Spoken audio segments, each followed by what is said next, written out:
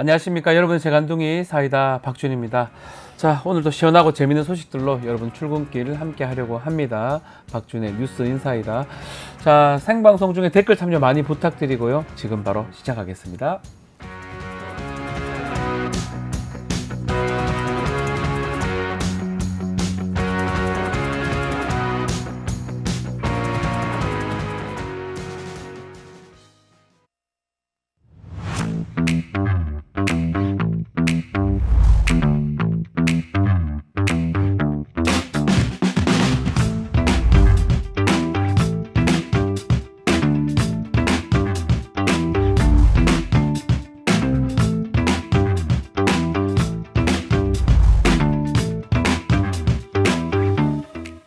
뉴스토마토가 어느덧 50만 구독자를 돌파했습니다. 진심으로 감사의 말씀 드립니다. 50만 달성했으니까 곧 70만, 80만, 100만까지 힘차게 나아갈 수 있도록 많은 분들의 응원 부탁드립니다. 10월 19일에는요 뉴스토마토가 구독자 50만 기념 공개 방송을 진행하는데요. 박지훈 변호사와 저 김진애 만날 수 있습니다. 같이 사진 찍어드릴게요. 많은 분들께서 좀 찾아주십사 부탁드리고 소문도 좀 팍팍 내주시길 바라겠습니다.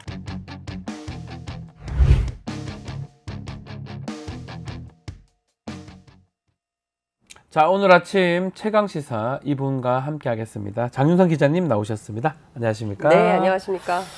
자, 감사합니다. 바쁜데요. 이렇게 나와주시고. 네, 저도 감사합니다. 네. 네. 자, 뉴스토마토 단독 보도 얘기하지 않을 수 없습니다. 기자 입장으로서 봤을 때 어떻습니까? 그 시각. 일단 기자들이 상당히 고생을 많이 한 취재다. 네. 그리고 첫 번째 보도, 그리고 두 번째, 이번 주에 이어지는 오늘 아침에 나온 P&R 리서치 서명원 대표 보도까지 쭉 보면 상당히 발품을 많이 팔고 있고 전방위적으로 취재하고 있구나.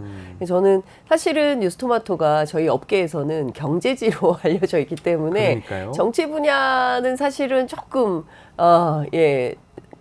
이런 표현 좀 부적합하게 소홀하지 않았나라는 생각을 했는데 이번에 네. 보니까 정치 분야뿐만 아니라 경제 분야뿐만 아니라 정치 분야까지도 다방면으로 세게 보도 취재를 하고 있구나라는 것이고요. 네. 저는 언론사의 어떤 기자의 기사 한 줄이 세상을 바꾼다고 생각을 합니다. 그런 측면에서 보자면 뉴스토마토의 이번 단독 보도는 그야말로 윤석열 정권과 명운을 건 한판 승부를 언론사가 하고 있는 것이고 경우에 따라서 이 정권의 운명을 바꾸는 그런 미디어 매체가 될 수 있는 그 보도가 아닌가라는 생각을 좀 해봤습니다. 그러면 우리 기자님께서 주목한 내용 네. 어떤 게 있을까요? 이번 일단, 보도에서. 저는 그 첫 번째는 네. 사실 그동안 김영선 전 의원과 김건희 여사 간에 주고받은 텔레그램 메시지로 촉발된 이른바 공천 개입 파문, 요걸로 시작이 된 건데요. 네. 그것이 명태균 게이트를 거쳐서 이제 이게 빌드업 과정이라고 저는 개인적으로 생각을 네. 하는데 결국에는 이게 윤석열 김건희 게이트로 가게 되는 그리고 또한 오늘 이제 그 여론조사 보도 내용도 상당히 충격적인데 네. 정치권 전반이 도대체 그동안 어떤 방식으로 운영이 됐던 것인가 정말 그 헛웃음이 나오는 그런 내용까지 지금 보도가 되고 있는 것이고요. 네. 실제 어제 나온 보도 가운데 진짜 충격적인 것은 이 명태균 씨라는 분이 윤석열이가 뭐 이런 표현을 쓴단 말이에요. 그러니까 제가 알기로는 연령도 대통령이 훨씬 많으신 걸로 압니다. 네. 그런데 그 사석이긴 합니다만 뭐 이런 표현을 쓰면서 끊임없이 어떤 그 조사 보고서 같은 것을 요구한 거고 실제로 명태균 씨 보고서에 의존을 하고 그 김웅 전 의원의 그 전언처럼 단일화 협상 과정에서 명태균이라는 사람이 실제로 실무 협상의 파트너였다라고 네. 한다면 이건 비선이지 않습니까? 선거의 어떤 기본적인 체계 안에 들어와 있는 직함을 갖지 않은 분이 단일화 협상을 실제로 주도하고 성사시켰다고 한다면 이 자체로 상당히 이게 큰 파문이 일 수밖에 없는 것이고요. 네. 그 또 한 측면에서 보자면 이게 말이죠. 김건희 여사도 명태균 씨도 사실은 그 정치권 밖에 있는 인물들이라고 봐야 되잖아요. 아무 관계없는 아무 사람들입니다. 관계없는 사람들인데 예. 이분들이 지금 다 판을 주도하고 판을 뒤집어 엎고 했다고 한다면 저는 앞으로 이 사건은 사법 리스크까지 포함해서 굉장히 커다란 정권의 명운을 건 그런 일로 갈 것 같다라는 생각이 좀 예감이 들었습니다. 자, 오늘 업데이트된 기사가 서명원 지금 말씀하신 P&R 대표 이야기입니다. 20대 대통령 선거 과정에서 본인도 의문점을 좀 제기를 했었어요. 여론조사에서 뭔가 좀 이상하다 이런 생각을 했다고 하는데 일단은 누군가의 작업 가능성을 배제하지 않겠다 이런 얘기도 했거든요. 누군가의 작업 오늘 어떻게 봐야 됩니까? 그러니까 이 보도 이거 이제 꼼꼼히 한번 읽어보셔야 될 것 네. 같은데요. 저는 이 내용 가운데 충격적인 내용이 많고 그래서 아마도 오늘은 네. 여론조사 업계가 상당히 술렁할 걸로 보입니다. 네. 왜냐하면요. 여기서 사실 우리가 그동안 여론조사를 한다는 것은 여기선 절대로 어떤 그 표집의 문제라든가 그다음에 그 세대별 그리고 지역, 성별, 정치 성향별, 뭐 소득별, 뭐 직업군별 뭐 이런 것들을 다 나눠서 공정하고 바르게 해서 실제로 대략의 여론 상황이 어떻게 되는가를 저희가 추론을 하고 그리고 네. 그 데이터를 가지고 언론이 보도를 하면서 지금 상황이 이렇대 대통령 지지율이 이런 거야 뭐 이런 것들을 저희가 추단하지 않습니까? 네. 그런데 이번에 봤더니 누군가의 작업 가능성을 배제하지 않았어요. 얘기했어요. 이 누군가는 실제로 왜 이런 작업 가능성을 배제하지 않았냐면 이 조사하는 그 회사 사장이 대표가 보기에도 튀는 결과가 계속 나왔기 때문에 나오니까. 그렇다는 거예요. 그런데 이 튀는 결과가 나오려면 소위 이제 하우스 이펙트라는 게 있어요. 그러니까 무슨 얘기냐면 그 회사에서 하면 그 회사의 성향이 있기 때문에 이런 결과가 나올 수가 있어. 이를테면 갤럽은 좀 보수적이야. 그리고 또 NBS 조사도 보수 표집이 많다더라. 뭐 이런 거. 네. 그리고 여론조사 꽃은 다소 진보적인 성향의 그 유권자들이 적극적으로 답변을 해. 뭐 이런 어떤 판단 때문에 네. 이제 하우스 팩트라는 게 있는데 이 회사는 그렇게 큰 회사도 아니고 인지도가 높은 회사가 아니기 때문에 자기들로서는 하우스 이펙트가 있을 수 없다라는 판단을 했다는 거예요. 그럼에도 불구하고 굉장히 극렬하게 하우스 이펙트가 벌어졌다. 그러니까 무슨 얘기를 하고 있냐면 누군가가 작업하지 않았으면 이렇게까지 붐업되지 않았을 네. 것이다. 조사하는 업체의 대표가 이런 판단을 한다는 게 굉장히 큰 거고요. 그리고 이 자체가 윤석열 당시 국민의힘 후보의 당선을 바라는 보수 미디어들의 공작이라는 표현을 써서 전 상당히 놀랐는데 공작이요? 예, 이런 것도 한몫한 게 아닌가라는 입장을 얘기하고 있습니다. 누군가가 아마 명태균 씨 이야기 맞나요? 그런 것 겨냥한 같습니다. 얘기라고 봐야 되겠죠? 예. 그 본인이 이런 얘기를 네. 했어요. 지금 굉장히 곤혹스럽다라고 얘기를 하면서 제가 명태균 씨를 포함한 미래한국연구소 이 사람들 뉴스 보고 이거 더 이상 못하겠다라는 생각까지 하게 됐다라고 네. 얘기를 하고 있고요. 그래서 기자가 묻습니다. 혹시 연령별 투표율 가중치 예컨대 연령이 높으면 보수 지지층의 그 뭡니까 이게 올라가죠. 그렇죠. 그러니까 지지율, 긍정평가 이런 게 올라가잖아요. 그러니까 그 가중치 혹시 부여했습니까? 그랬더니 전혀 안 합니다. 이건 불법입니다라고 하는데 그 과정에서 무슨 일이 있었는지에 대해서는 저는 경찰이든 검찰이든 조사를 좀 해봐야 될 것 같고 네. 그리고 또 하나 이제 여론조사는 아시는 것처럼 어떤 것부터 어떻게 물어보느냐 그리고 문항 설계를 어떻게 하느냐에 따라서 실제로 답변 결과, 응답 네. 결과도 굉장히 많이 달라지게 되는데요. 그 부분에 대해서는 본인이 이런 얘기를 좀 합니다. 좀 기가 막힌 얘기인데 예. 2019년도에 미래한국연구소 시사경남하고 외주를 받아서 P&R 리서치가 여론조사를 돌렸는데 돈을 못 받았다. 돈도 못 받았다. 예. 그런데 이제 본인이 직접 가서 뭐 돈 얘기를 좀 해보려고 경남에 내려가서 얘기를 했는데 뭐 본인만 혼자 막 얘기를 하고 이래서 도대체가 얘기할 수 있는 상황이 아니었다라고 이제 스스로 얘기를 하고 있습니다. 그러니까 전반적으로 보면 과연 지난번에 있었던 P&R 리서치 조사에 대해서 신뢰를 해도 되는 것이냐. 문제는 그 조사를 이분의 고백인데요. 본인도 몰랐는데 이 작은 회사에 그러니까 본인은 이제 계속 거의 지방지들하고만 일을 하고 그래서 큰 신문사에서 별로 관심을 안 가졌는데 이번 대선과 관련해서는 큰 신문사 그리고 방송 뉴스 큰 자막 화면에 이렇게 나오면서 본인 스스로도 이거 뭐지?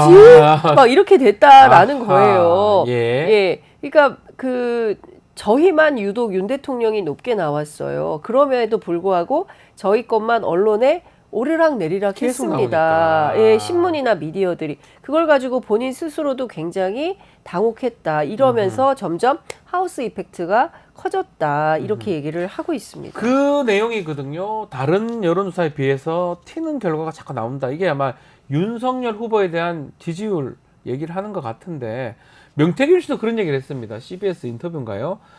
나는 브로커 아닌 그림자다. 근데 그림자가 이런 작업을 지금 얘기를 했기 때문에 작업 그대로 얘기하겠습니다. 튀는 결과로 얻고자 하는 이익이 목적이 뭐였을까요?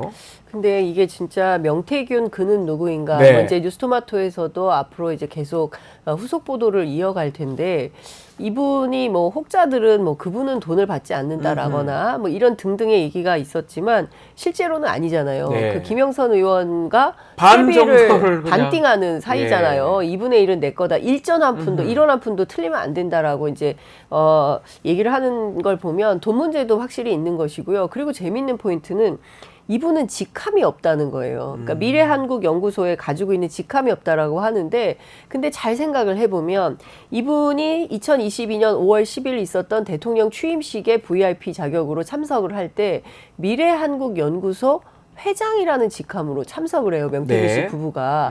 그러니까 본인 스스로 그림자라고 칭하고 있는데 이 그림자의 의미가 상당히 다층적 의미가 있다라고 봐야 될 것 같아요. 그러니까 경우에 따라서는 마쿠에서 어떤 실력을 행사하는 실세로서의 그림자. 네.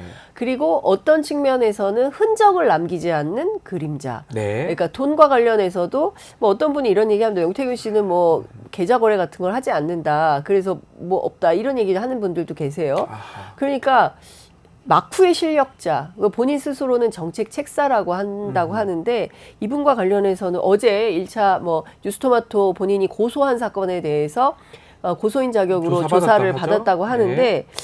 그 수준이 아닌 것 같습니다. 그 네. 이상일 것이다. 네. 뭐 이런저런 지금 얘기가 나오고 또 추측이 나오는데 윤석열 대통령은 뭐 그때부터 지금까지 이런 데이터만 신뢰했던 게 아닌가 이런 생각 들기도 합니다. 자, 또 근데 또 어제 보도됐던 것 중에 윤석열이가 뭐 이런 얘기를 했었어요. 자꾸 달란다. 그러니까 저는 이건 어떻게 봐야 됩니까? 그러니까 이런 겁니다. 저는 이렇게 윤석열이가 생각, 이렇게 할수 있나요, 말을? 저는 모든 그 네. 공직에 출마하는 후보자들이 여러 매체, 여러 언론, 여론조사 업체의 조사 보고서를 받는다고 들었어요. 그러니까 네. 최소한 2개 이상, 3개 이상의 여론조사 회사하고 계약을 해서 그 회사에서 꾸준히, 이건 아마 정당도 마찬가지입니다. 그러니까 총선이나 지방선거나 큰 선거를 지휘하는 정당에서는 몇 개의 여론조사 업체들과 사전에 계약을 해서 공표하지 않는 자체 여론조사를 돌리면서 실제로 추세가 어떤지를 확인하게 되는데요. 윤석열 캠프에서도 그랬을 거라고 생각합니다. 아하. 몇 개의 그 회사들하고 계약을 했을 것이고, 예. 그런데 이 명태균 씨의 보고서 혹은 또 P&R 리서치의 보고서는 튀는 조사라고 본인 스스로 대표가 발언하는 것처럼 윤 대통령 혹은 당시 후보자 윤석열 검찰총장이 보기에 괜찮은 예. 보고서인 거죠. 기분 좋은 보고서. 그렇죠. 그러니까 네. 그거 어떻게 나왔어요? 라고 요구했을 가능성이 있으니까 이 발주자 입장에서는 의뢰인이 요구하니까 이거 빨리빨리 보내야 될 거 아닙니까? 그러니까 윤석열이가 연락하라고 그런다. 그리고 지금 윤 총장한테 문자 왔다. 예. 이거 빨리 해가지고 보내야 된다. 그리고 기사에도 나오지만 아침에 와서 반드시 프린트아웃을 해서 갖고 갔다는 맞습니다. 거잖아요. 예. 그러니까 왜 프린트아웃을 해서 가져갔냐. 온라인상에서 경우에 따라서는 정보가 셀 수도 있기 때문에 반드시 본인이 프린트아웃을 해서 그걸 가지고 서울에 가서 대면 보고를 했던 게 직접 아닌가. 보고를 했는 거 아닌가. 예, 그런 추정이 가능한 것 같습니다. 자, 그 여론조사 관련해서도 네. 3억 7천, 뭐 2천, 3억 2천, 7천 이 돈을 썼는데 받지 않고 해줬다. 이 부분 어떻게 봐야 됩니까? 그러니까 문제되는 거 아닙니까? 저 이거 변호사님께 여쭤보려고 그랬어요. 범죄 아닌가요? 저 오늘 박지훈 변호사님 뵈면 이것 좀 여쭤보려고 선거법이나 했어요. 정치자금법 위반으로 봐야 될 것 같아요. 뇌물죄 될 수도 있는 것 같고요. 대가성은 어떻게 봐야 되는 거예요? 뇌물. 대가성은 있죠. 있다고. 근데 또 뒤에 또 예.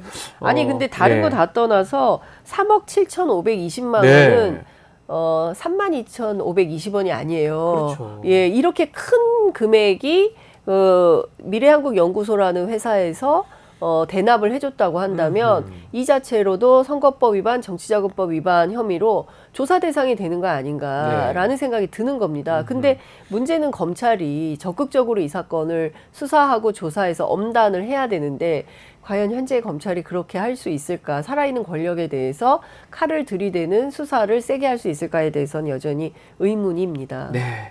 자, 그리고 어제 뭐 보도됐던 내용 중에 그 제보자 이 씨 네. 회계 책임자인데 이 사람이 이제 국감에 나가서 모든 것을 얘기하고 싶다, 할 것이다.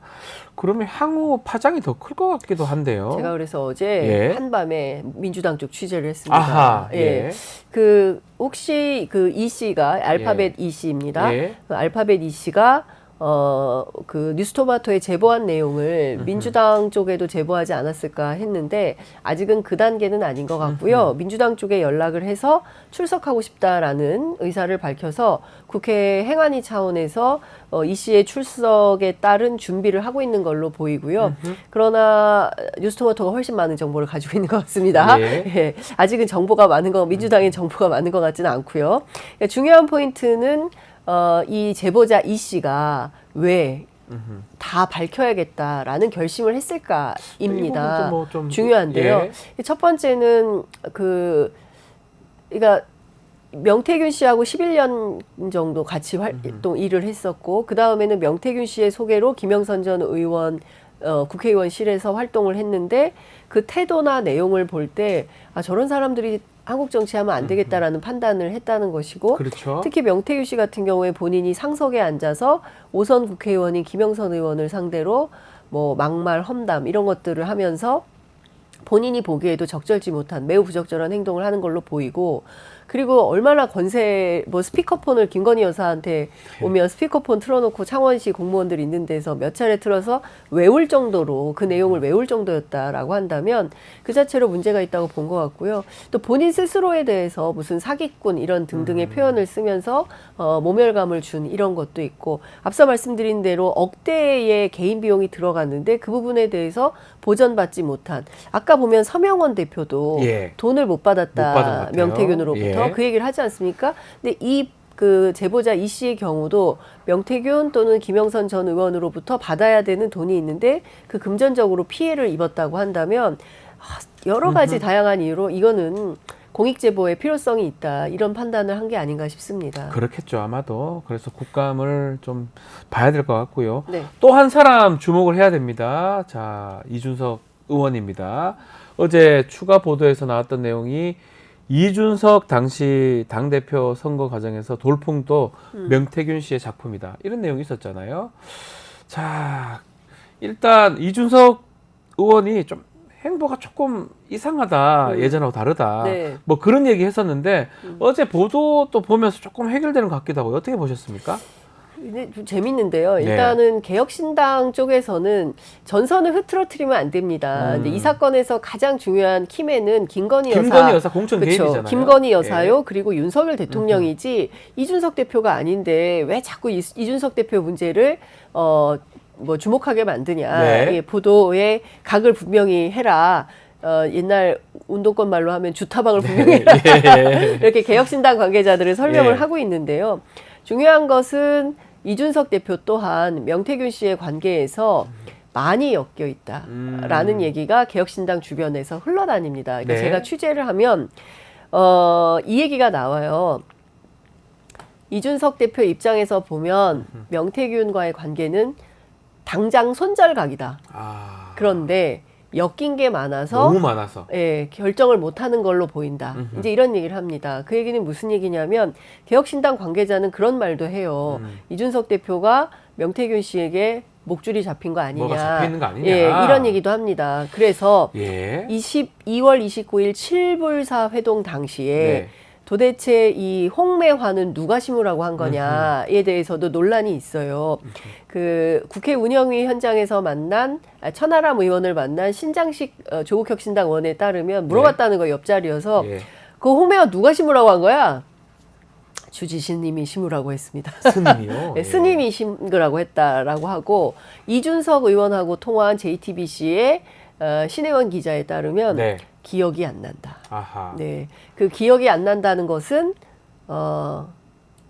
그렇겠죠. 명 아니냐 네. 이렇게 얘기를 합니다. 그런 의미겠죠. 그리고 또 예. 당시에 이 홍매화를 두 그루를 왜냐하면 3월 10일인가부터 그 지역에 홍매화 축제가 있대요. 네. 그래서 홍매화 두 그루를 사가지고 실제로 배달한 또 아무개가 D씨인가 네. 있어요. ABCD 예, 가운데 예. 이제 그분을 이제 만났던 분에 따르면 스님이 심으라고 했다. 이제 이런 건데 이게 중요한 포인트는 이런 것 같습니다.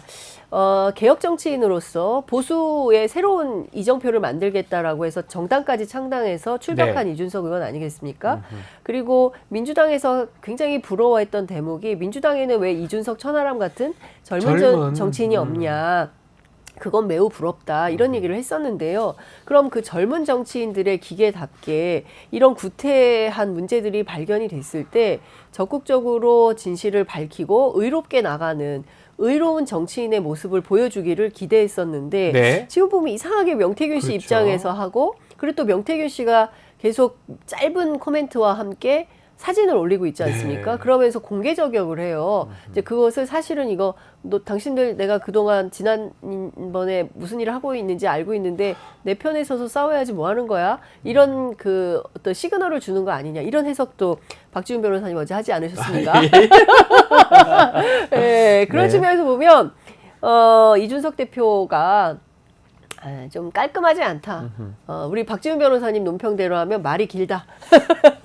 예. 그 말 중에 SNS 입장을 바로 밝혔던데요. 네. 그 내용도 뭐 크게 실제로 내용은 긴데 뭐예요? 뭐 확 와닿는 그런 그러니까. 거는 별로 없는 것 맞습니다. 같아요. 정말 의문적인 뭐 의문점에 대해서 답을 했다기보다는 그냥 좀 길게 그냥 풀어놓은 거 아닌가. 그렇죠. 뭐 이렇게- 이준석 대표 의원 좀 대응은 어떻게 봐야 됩니까? 그 상당히 곤혹스러워한다는 곤혹스러워한다라고 봐야 얘기가 되겠죠? 네. 흘러나옵니다. 그러니까 이 대표 스스로 그 명태균 씨 문제에 대해서는 그러니까 주변에 이제 이준석 대표하고 네. 저는 이준석 대표하고 이 사안에 대해서 통화하지는 않았어요. 그런데 이준석 대표 주변을 이렇게 취재해 보면 별로 질이 좋지 않은 사람인 것 같은데 안 만났으면 좋겠는데 딱 봐도 업자인데 왜 그런 사람하고 계속 만났을까 아쉬움이 있다. 그러니까 본인 스스로도 이제 곤혹스러워하는 것 같다. 앞서 말씀드린 대로 지금 상황에서 이준석 같이 아주 스마트한 청년 정치인이라면 그러니까요. 딱 손절하고 방향을 틀어야 되는데 그러지 못하고 있는 것은 뭐가 많다. 아하. 이런 거 아니냐라는 얘기가 정치권 내부에서 흘러다닙니다. 자, 또 한 군데 사안이 이렇게 커지고 있는데 계속 보도는 될 겁니다. 대통령실도 그렇고요. 국민의힘도 어떠한 입장도 안 나오고 있어요. 대통령실은 딱 한 번 그냥 공천 개입했으면 됐겠지 뭐 이 정도만 얘기를 하고 말았어요. 요새는요, 제가 취재를 예, 당해요. 내용이 없어요. 그러니까 국민의힘 예. 쪽에서 저한테 전화가 옵니다. 뉴스토마토 얼마나 갖고 있는 거야? 아하. 서울의 소리는 뭐야? 어떻게 해야 돼? 그래서 대략 제가 이렇게 얘기를 해주면 아이고야 텄다 텄어. 이 방어가 방어가 안 된다. 안 된다는 네, 거죠? 방어가 안 된다. 야, 안 된다는 거예요. 더 이상 실드 못 치겠다. 이거 어떻게 이거 안 돼. 끝이야. 막 이렇게 얘기를 본인들이 하고 있어요.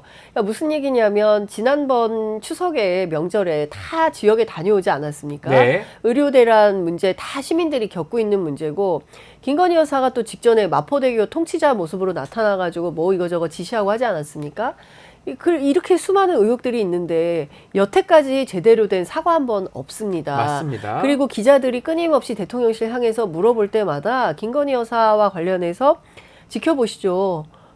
지켜보겠습니다. 왜냐하면 뉴스토마토에서 어느 정도 수위로 어떻게 보도할지 이제 세층 견적이 안 나오기 때문에 그거겠죠. 아마도. 대응도 불가한 상황 아니냐라는 아하. 얘기가 기자들 사이에서 또 흘러나옵니다. 알아야 대처할 건데 이걸 가서 예. 대통령이나 대통령 부인한테 예. 물어보기도 아니 다 떠나서 예. 이런 거예요. 명태균 씨가 네. 이런 말 하지 않습니까? 그 김영선 의원하고 주고받은 텔레그램 아니고 내가 한 거다.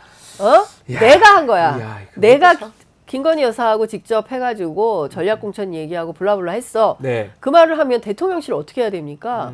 즉각 나서서 이 명태균 당신 누군데 감히 김건희 여사하고 이런 주고받은 메시지가 있다고 말을 하느냐.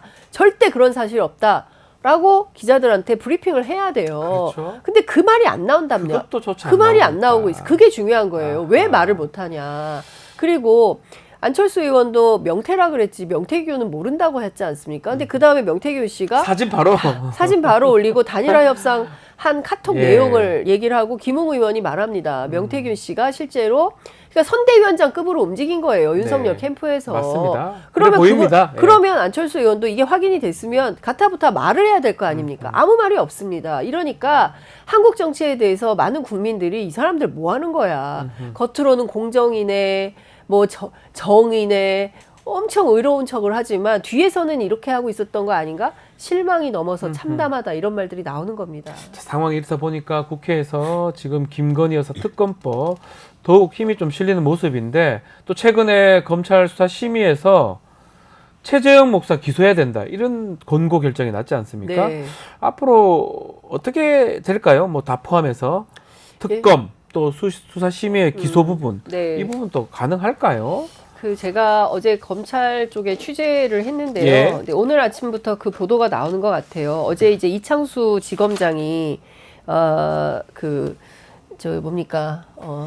심우정 총장에게 주례 보고를 보고를 하지 했다고 않았습니까? 하죠. 예. 그러니까 내용을 종합을 해보면 실제로 수사팀 검사들의 의견을 심우정 총장이 무시할 수는 없을 것이다. 그리고 이게 청탁금지법만 가지고 기소 여부를 판단했기 때문에 둘 다 그러니까 최재형 목사와 김건희 여사 둘 다 불기소 처리하고 네. 끝내는 방향으로 마무리가 될 거다라는 전망이 우세한 상황입니다. 예. 근데 저는 심우정 총장이 지금 2단계에서 그렇게 한다면 여론의 역풍과 문매에 이러니까 특검해야 돼. 어제 이제 NBS 조사를 통해서 굉장히 보수적인 조사임에도 불구하고 네. 김건희 특검법 해야 된다는 여론이 압도적으로 매우 높습니다. 예, 60%가 넘습니다. 네. 65%인가 이렇게 나왔는데요. 그 얘기 무슨 얘기냐면 김건희 특검법과 관련해서는 명품백 터지기 전부터 도이치모터스 주가 조작 사건 때부터 지금까지 계속 특검 여론이 높습니다. 안 하고 있고 대통령이 거부해서 그렇지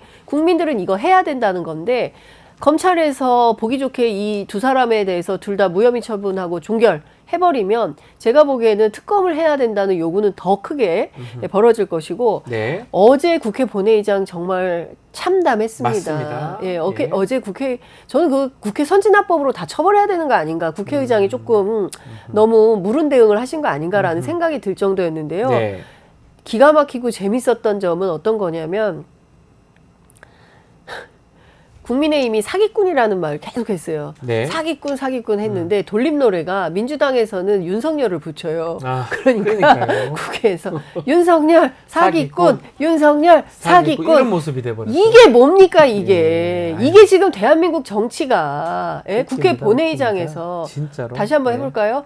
윤석열 사기꾼 이게 이렇게 됐었어요. 저희 얘기가 아니라 국회 국회 본회의장에 나왔던 본회의장에서 얘기입니다. 이런 일이 벌어졌다는 겁니다. 정말 오늘 갤럽 여론조사 나올 거예요. 조사 결과 어떻게 되는지 봐야 될 것 같고요. 저는 진짜 대한민국 정치 현장을 취재하는 기자로서 참 답답하고 암담한 생각이 드는데 심우정 총장 주변 취재했더니 이런 얘기합니다. 네. 또 뭉갤 것이다. 또 뭉갤 것이다. 예, 왜냐하면 지금 수사팀 의견을 무시할 수 없기 때문에 또 하나 중요한 것은 시효가 임박한 사건이 아니기 때문에 섣불리 그 총장이 나서서 지금 당장 처리하는 것이 결코 검찰에 좋지 않다. 그리고 지금 특히 그 검찰청법 개정안이 올라와 있지 않습니까? 그 기소청과 맞습니다. 공수처를 분리하는 분리하는 거. 법안이 올라와 있기 예. 때문에 거기에 기름 부을 일 없다 해서 이 또한 흘리면서 계속 시간을 보낼 가능성이 매우 높다. 그러니까 도이치모터스 주가 조작 의혹 사건 4년 6개월 뭉갰잖아요. 네. 명품백 사건도 언제 발표할지 알 수가 없다. 네. 당장 결정할 가능성은 매우 낮아 낮다. 보인다. 이게 검찰의 심우정 총장 주변에서 나온 얘기입니다. 알겠습니다. 자, 오늘 얘기 여기까지 듣겠습니다. 또 나와주셔야 될 것 같아요. 아유, 항상 김종대 부탁드리겠습니다. 선배가 출장 가시면 제가 나오는 것으로. 네. 예. 도움이 됐어야 되는데 너무나 도움이 됐고 그래요? 많은 분들이 조회수가 좀 잘 나와야 댓글 되는데 달아주고 계십니다. 예, 아, 예. 자, 장윤선 기자의 최강시사 함께했습니다. 감사합니다. 네, 감사합니다.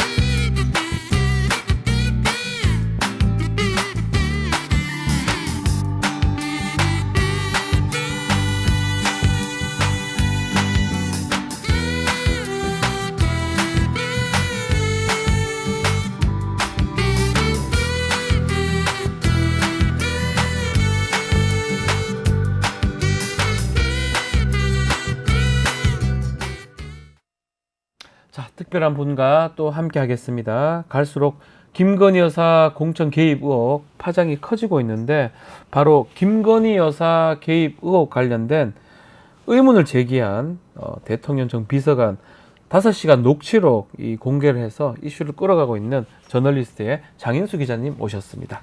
안녕하십니까? 네, 안녕하십니까?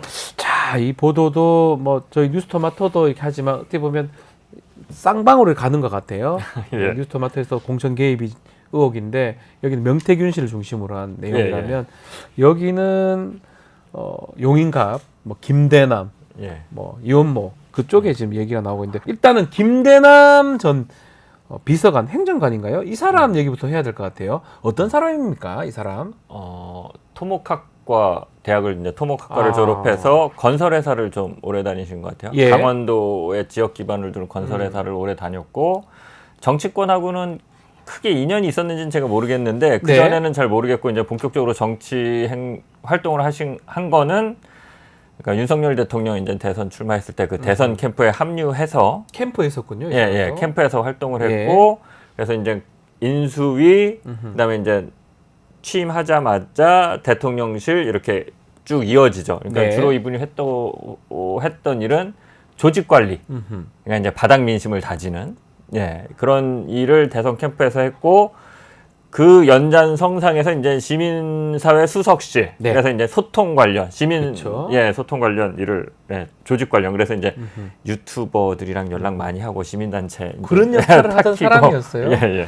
자, 음성 파일을 이제 공개를 해주셨는데 김대남 전 비서관하고 이명수 기자 간의 통화 녹음인데 이 통화는 언제 이루어진 겁니까? 총선 후겠죠? 아닙니다. 총선 할 때 그 무렵. 작년 9월 첫 통화는 작년 9월부터 시작돼서 마지막 통화가 올해 8월까지 11개월 동안 거의 1년을 통화했네요. 11개월 동안. 그리고 그 문제 공천 개입과 관련해서 된 문제의 통화는 정확하게 올해 2월 20일. 그러니까 이제 2월 20일 전까지는 별로 그런 얘기를 안 하는데 2월 20일 날 첫 보도가 이원모 인사비서관이 용인갑으로 올 수 있다. 라는 첫 보도가 2월 20일 날 나와요. 보도가. 이때부터 이제 이거 여사가 이제 이철규통해서 한 거다. 뭐 이런 얘기를 하고 26일 날 결국 이원모 비서관이 용인갑에 전략 공천됩니다. 이때 그러니까 이제 자신이 밀려날 위기에 처한 거잖아요. 자기보다 더 센. 그렇죠. 당연히 자기가 될 거라고 생각했는데. 내가 대통령실 그래도 그 비서관 직무대리로서 해갖고 뭐 와서 먹을 거라고 생각했는데 이제였고. 근데 이제 밀려나는 상황이 돼서 그 긴박한 사이에 이제 이명수 기자랑 통화하는 그 상황입니다. 예. 그 이명수 기자, 저는 이분 참 대단한 것 같은데 되게 대단합니다. 너무 좋아요. 좋은 게 그렇게 녹음이 전 국민이 들었잖아요. 그래서 네. 어떤 사람이라도 전화 안 받을 것 같은데 또 예. 친하게 다 받는 모습이었어요. 그렇습니다. 김건희 여사랑 통화를 그렇게 해가지고 난리가 났는데도 하여튼 이 김대남 씨하고 이명수 기자 관계는 어떤 사이입니까? 작년 9월에 이제 첫 통화했다고 예. 말씀드렸잖아요. 작년 9월에 다들 피할 것 같은데 그래서 다 받네요. 그러니까 이게 이제 소통 관련 업무를 소통 업무를 하니까 전화를 본인은 잘 받을 수밖에 없다. 그리고 웬만하면 이렇게 좋게 하려고 한다. 진영 가리지 않고 예. 첫 통화에서 그런 얘기를 하는데 그때 이제 첫 통화 때는 좀 뭐랄까 머뭇하고 경계하죠. 네, 처음에는 그러겠지만, 9월 5일 날 처음 통화하는데 작년 9월 5일. 네. 근데 이원모 행정관 이분이 그렇게 저는 이제 욕도 많이 먹는데 그 전체 통화 5시간 반을 다 들어보면 그렇게 이제 뭐라고 그럴까 악랄하거나 남의 그 등에 이제 칼 꽂거나 뭐 좀 욕심은 있겠지만 그런 분은 아니에요. 그래서 나쁜 뭐 이런 건 아니다. 예. 네. 이제 첫 통화에서 강원도라는 걸 알게 돼요. 고향이. 네. 강원도 영동. 김대남 강원도 씨. 서로 구산 사투를 쓰니까 예. 고향이 어디냐? 예. 나는 강릉이다. 그러니까 이명수 기자가 전 삼척인데요. 그러니까 이게 이제 같은 동네 뭐 얘기도 예, 나오잖아요. 영동으로. 영동은 사실 거리는 좀 멀지만 같은 예. 거의 쪽으로 생각하시거든요, 그분들. 거기서 좀 확 풀어진 것 같아요. 첫 통화부터. 9월 5일 첫 통화부터. 그래서 김대남 비서관이 예. 이때부터 이미 그 9월 5일 첫 통화에서 통화가 이제 2번 이루어지는데 네. 두 번째 통화에서 9월 5일 하루에 2번을 통화합니다. 내가 용인갑에 출마를 준비하고 있다. 예. 김대남 씨가 그런 얘기를 네. 하는군요. 거기, 이명수 기자한테. 예, 그 용인에 보면 강원도 도민회가 잘 됐고 강원도 사람들이 많이 산다. 거기 용인 갑지였고. 예, 예. 뭐 도민회가 뭐 17만 명 뭐 이런 오. 정확하게는 모르겠는데 아무튼 그 김대남 비서관의 숫자를 그렇게 얘기해요. 네. 강원도 사람 많이 사니까 네가 좀 도와줘라. 예. 이명수 기자한테. 첫 통화에서 이미 그런 얘기가 나와요. 그러니까 아하. 이분이 이제 정치권에 발을 담그신 분이니까 이제 국회의원 출마한 거니까 이제 기자들이랑 본격적으로 이제 그러네요. 또 연분도 쌓고 해야 되니까 그때부터 이미 그렇게 약간 합니다. 이해가 되네요. 예, 뭐 예. 고향도 비슷하고 또 그런 의미에서 정치를 또 할 거면 뭐 이쪽은 저쪽에서 만나야 되니까 기자라면 예, 예, 또 아마 기자라고 그런 하면. 생각을 하면서 전화 통화를 했고 또 그런 것 중에 가장 문제가 그 김건희 여사 공천 뭐 이런 얘기를 직접 해버렸어요. 일단은 그 해당 부분 녹음 내용 한번 듣고 다시 이야기 이어가겠습니다. 그 이혼모 하면 어떤 사람이야? 여사 문제잖아. 그렇죠. 예. 그거를 지금 용인갑으로 가게끔 작업치고 있는 거를 바로 이철규가 하고 있다고. 그거를요? 예. 왜냐면 이철규가 그 용산 그 여사를 지금 대변해서 거기서 공간에서 일을 하고 있잖아. 예. 그러니까 이제 그렇게 하고 있는 거야. 김건희 여사가 공천 개입 많이 하고 있긴 있네요. 하고 있지. 그 루트가 이철규야. 골 때리네. 그럼 지금 한동훈이 거 걸었으면 뺄 뻔했네. 그러니까요. 예. 진짜. 지유는 떠나서. 지우는 떠나서 그렇죠. 예. 나 그럼 잭석에 이거 빨리 교수님한테 보내야 된다. 나를 인천도 싫어. 자, 이 녹음 내용을 좀 들었는데 참 직접 이 얘기를 지금 이렇게 하는 겁니다. 이게 좀 문제가 될 것 같은데 앞으로도 결국은 사실은 본인은 공천이 안 되고 이원모는 또 되고 당시 다 기억날 겁니다. 원래 이원모 비서관이 강남 을인가요? 네, 박진 의원하고 막 이러다가 결국 돌리고 갔던 곳이 용인갑이고 용인갑에 저렇게 가서 공천까지 받습니다. 전략 공천을 예. 받죠. 근데 문제는 이 김대남 씨가 준비를 하고 있었는데 김대남 비서관 입장에서는 김건희 여사가 밀고 있다 이렇게 생각하고 있는 것 같아요. 네. 그 이유가 또 뭐가 있을까요? 그 콕 집어서 또 그 루트를 이철규 얘기도 이철규라고 하죠. 그러니까 예. 이철규 의원이 이제 공간위원으로 들어갔을 때, 공천관리위원으로 들어갔을 때 이미 다 이 용산의 의중 내지는 용산의 뜻, 의지를 대변하고 그 역할을 하기 위해서 공간 위에 용산이 심었다라는 거는 이미 다 보도가 됐고요. 이철규가 그 역할을 하는 것이다. 예. 이철규 의원이 예, 이미 지난 총선 국면에서 이미 다 보도가 됐고 다들 그렇게 생각했고 뭐 국민의힘 출입을 안 하는 잘 모르는 저 같은 기자도 다 그랬던 예. 건데 이제 김대남 전 비서관은 거기서 더 나가서 콕 집어서 이철규가 이제 용산이 아니라 김건희 여사 김건희 여사 픽을 작업하는 거다. 이철규는 김건희 여사 다이렉트 어떤 예, 예. 그 통로다. 예. 그래서 그러니까 이렇게 얘기하죠. 이원모 비서관이 뭐 그렇게 대단하다고 당에서 저렇게 애지중지하고 저렇게 신주단지 모시듯 하냐. 그냥 한 명 아니냐 후보 중에. 근데 이제 강남을 간다고 그랬다가 안 되니까 이제 어디를 보내야 되느냐 해서 그때 사실 이제 말이 많았잖아요. 네. 그러니까 그걸 놓고 그렇게 이제 김대남 비서관은 얘기를 하고 그래서 결국 이런 얘기도 해요. 용인갑이 험지 아니야. 여기 좋은 데야. 이렇게 얘기를 해요. 그 녹음 파일을 제가 공개하진 않은데 예. 이명수 기자랑 얘기. 왜 그러냐면 19대, 20대, 21대까지를 다 이겨요. 전복민 의원이 있었나요? 그럴걸요. 제가 이름은 잘 모르겠습니다. 예. 용인이나 수도권에서 거의 국민의힘이 그 유일하게 이기는 곳이 21대 경기도에서 21대 때도 심지어 이기거든요. 맞습니다. 21대 때 그 어려운 상황에서도 코로나 국면에서 이겼었어요. 180석 할 때도 그때 경기 지역 10석, 12석이었는데 7석 했습니다. 7석 할 때 그 한 곳이 저기였어요. 59곳 네. 중에서 미래통합당이 맞아요. 겨우 7개 이기는데 그 중에 하나가 용인갑이었는데 그때 득표율 격차가 7% 8%가 납니다. 그러니까요. 그러니까 되게 크게 났던 거예요. 그 정도 이겼으면. 그러니까 용인갑을 지금 올 때 그 얘기를 다 해요. 여기 좋은 거니까 지금 오는 거야. 이렇게 얘기를 합니다. 네. 예. 자, 참 그 이원모 비서관 결국은 이제 떨어지고 또 김대남 비서관 역시 공천에서 떨어집니다. 또 낙선하고 나니까 나중에 이명수 기자한테 전화를 걸었는데 이때 또 이명수 기자가 어떤 얘기 지시를 하는데 이 부분도 한번 들어보면 좋을 것 같습니다. 아니 그러면 이철규 해가지고 예. 문자로 확 해가지고 예. 뭐 여사 뭐 저거 얘기하면서 예. 용인갑으로 뭐 그 하는 게 여사 저거 뭐 그래서 그 사천 그 뭐 저거 하면서 쓱쓱 건드려봐. 그렇게 해가지고 이 새끼 같은 용인으로 못 오게 해야 돼. 그러니까 이거를 예. 그 문자로 해. 예. 살짝 겁을 줘. 예. 텔레를 하든지 텔레는 잘 보더라고. 예. 뭐 텔레를 하든지 해가지고 예. 겁을 줘. 이거 뭐 저 이원모 뭐 어제 방송 KBS에서 나왔는데 아유 이거 뭐 여사님 사람인데 그 말들이 많은데 예. 낙하산으로 어디 공천 보냈냐고. 이거 좀 말들이 많고 뭐 지금 이거 제 소환 될 것 같은데 뭐 이러면서 뭐 좀 알아본다고 문자했다고 이러면서 던져봐. 자, 이 녹음 내용 딱 두 가지 같아요.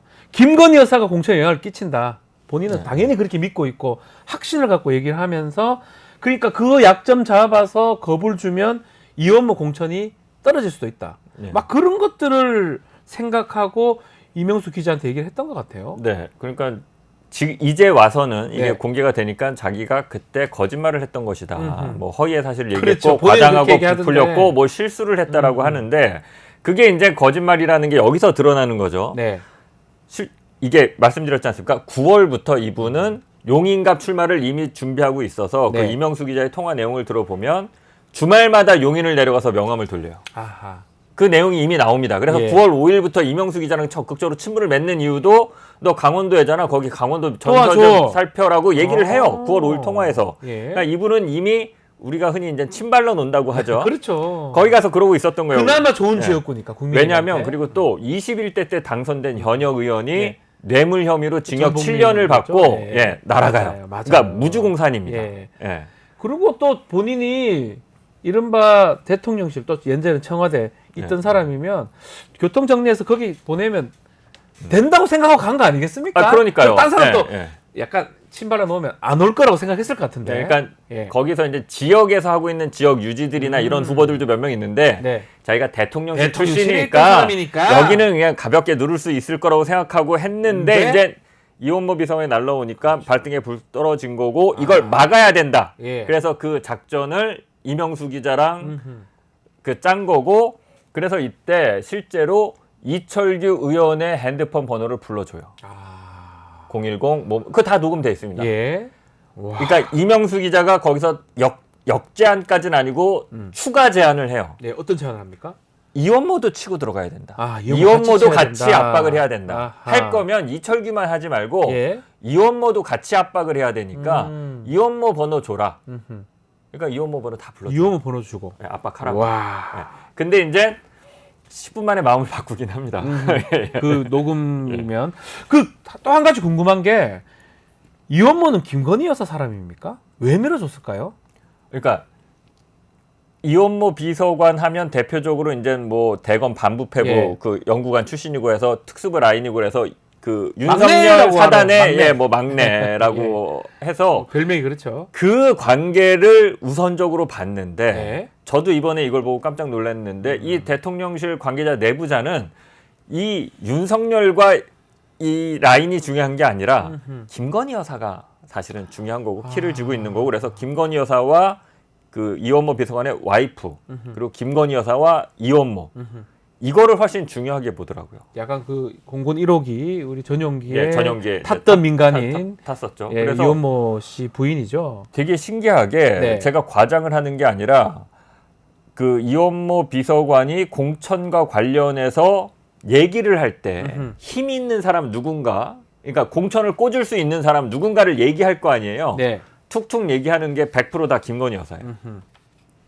김건희 여사만 얘기해요. 예. 공천을 줄 수 있는 힘을 갖고 있는 사람으로서 누군가를 얘기할 때 아 그거는 뭐 공관위원 중에 누가 해갖고 뭐 이런 거야 뭐 누구야 이런 얘기를 안 하고 물론 이제 자기 지역구 얘기를 주로 하다 보니까 예. 그렇지만 다 김건희 여사예요. 다 김건희 여사. 네. 요거 이번 보도 뉴스토마토 보도도 그렇고 지금 장윤수 기자가 보도하시는 것도 그렇고 윤석열 대통령 그래도 그나마 빠져 있어요. 별로 안 다 김건희 여사가 나오는 것 그러니까 같아요. 제가 가장 이게 말이 되나 신기하기도 가장 하고요. 황당한 게 예. 그러니까 이원모 비서관이 오기 전에 네. 분위기 좋을 때 야 이거 내가 될 것 같다라고 네. 할 때 그러니까 2월 20일 전에 이명수 기자랑 통화하는데 한번 위기가 있었던 게 한동훈 비대위원장과 같이 찍은 사진을 올릴까 현수막에 네. 당연히 대현수막 걸잖아요. 아하. 윤석열 대통령과 같이 찍은 사진을 올릴까 이거를 고민을 하는데 네. 이분이 윤석열 대통령하고 같이 찍은 사진을 올려요. 예. 윤한 갈등이 확 불거지면서 야 내가 배팅 잘했다.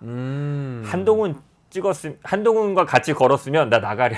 그러니까 나 그런 얘기 할 뻔했다. 거죠? 예, 예. 그런 얘기 하면서 그래갖고 지금 한동훈 쪽에 줄 쓴 사람들 다 그 아웃되게 생겼다. 이런 얘기 하면서 야 나 이거 잘했으니까 사진 빨리 보내야지. 그러니까 이제 아부를 하는 거죠. 내가 이렇게 대통령의 충성스러운 신하다. 여사한테 사진 보내야지. 야, 여사 그때도 여사가 나옵니다. 그때도 여사. 대통령이 아니고. 예, 대통령이 아니고. 와. 여사한테 사진 보내야지. 그러면서 나는 이건 방송을 했으니까 나는 네. 일편단심이니까 일편단심의 대상이 대통령이 아니라 대통령실 직원인데 김건희 여사인 거예요. 말도 안 되네요. 네. 대통령실에 비서관을 행정관을 했던 사람이 일편단심으로 항상 뭘 보고하고 해야 될 사람이 대통령이 아닌 여사다. 여사예요. 본인이 녹음 자료에 있다는 거예요. 그러면 이 김건희 여사 또 이철규 의원 이원모까지 비서관까지 이 세 사람의 관계는 우리가 어떻게 이해하면 됩니까? 글쎄요. 많은 저도 게 그 있습니까, 기자님께서? 사적인 것까지는 모르겠는데 일단 친하다. 그 와이프랑 예. 와이프랑 김건희 여사랑 굉장히 친하다라는 얘기를 여러 차례 해요. 네. 여러 차례 하고 되게 각별하게 여긴다. 여사가 또 이원모 비서관을 각별하게 여긴다. 그러니까 와이프하고도 되게 친하잖아라고 얘기하고 김건희 여사가 그러니까 그 이유는 모르겠어요. 네. 그 이원모 하면 대표적으로 여기서 그러니까 청와대를 그러니까 요새는 대통령실인데 그러니까 청 여사님 사람이잖아. 아, 청 여사님. 요건 방송 안 한 건데 요런 예. 표현도 쓰고요. 예. 그러니까 대통령 사람이라고 생각을 안 하고 여사님 사람이라고 생각해요. 우리는 이원모 비서관을 대통령의 어떤 총애를 받는 검사 후배라고 생각했는데 이 사람은 철저하게 그 부부가 여사님의 사람이고 여사님이 특별히 챙기는 와우. 사람이다라고 와우. 얘기를 해요. 예. 왜 그런지는 모르겠어요. 와우. 왜 그런지는. 그리고 이제 뭐 그 두 부부가 이제 중매도 서주고 윤석열 대통령 부부가 중매도 서주고 자생한방병원 딸이잖아. 뭐 네. 이런 얘기하고 그러니까 그렇게 인식을 하고 있더라고요. 예. 자, 이철규 의원 또 윤석열 친윤 의원인 줄 알았지만 친김 의원일 수도 있다는 지금 상황인 거잖아요. 그거는 좀 나뉘는 것 다릅니까? 같아요. 다릅니까? 왜냐하면 예. 그 방송을 했지만 네. 그래서 이원모 공천이 잘못되면 네. 이철규가 날아가 이렇게 얘기를 하거든요. 이철규가 날아가. 예, 그러니까 그 말인즉슨 이철규는 김건희 여사가 그렇게 특별히 챙기는 사람이 아니란 얘기인 거죠. 아, 친윤이 맞네요. 그러니까 네. 이원모는 여사님 사람이고 네. 그래서 여사님이 특별히 챙겨서 이 공천 잘못되면 이철규 끝장이야. 네. 날아가. 이렇게 얘기를 하거든요. 좀 전에 얘기를 하긴 했지만 이철규 한테 이명수 기자가 좀 겁을 좀 줘라라고 김대남 전 비서관이 좀 얘기를 했다가 아주 좀 빨리 10분 만에 입장을 바꿨다면서요. 예. 왜 그랬을까요? 그러니까 그 마음속까지는 모르겠는데 네. 아마 그러니까 김건희 여사랑 네.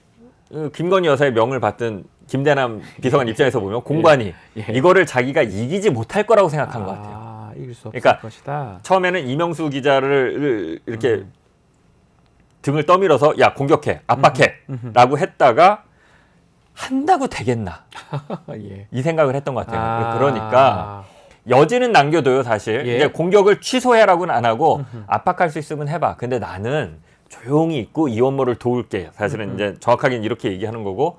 그래서 전략을 이때부터 수정하는데 그냥 나는 공격 가는 쪽으로 계산이 빠르더라고요. 그 얘기도 나왔습니까, 녹음? 예. 아. 그래서 이때부터는 이 전까지는 9월부터 2월까지는 계속 내가 용인갑에서 어떻게 하고 있고 이명수 기자가 전화해서 형님 뭐 하세요? 그러면 나 지금 용인 내려가 내지는 뭐 용인에서 뭐 몇 명 500명 오늘 500명 만났다. 뭐 명함 몇 장 돌렸다 이런 얘기를 하다가 네. 공천에서 떨어진 이 2월 26일 이후로는 계속 나 이제 여사님한테 보험 들어서 공격 가야지. 그리고 이제 이후에 보도할 내용이긴 한데 예.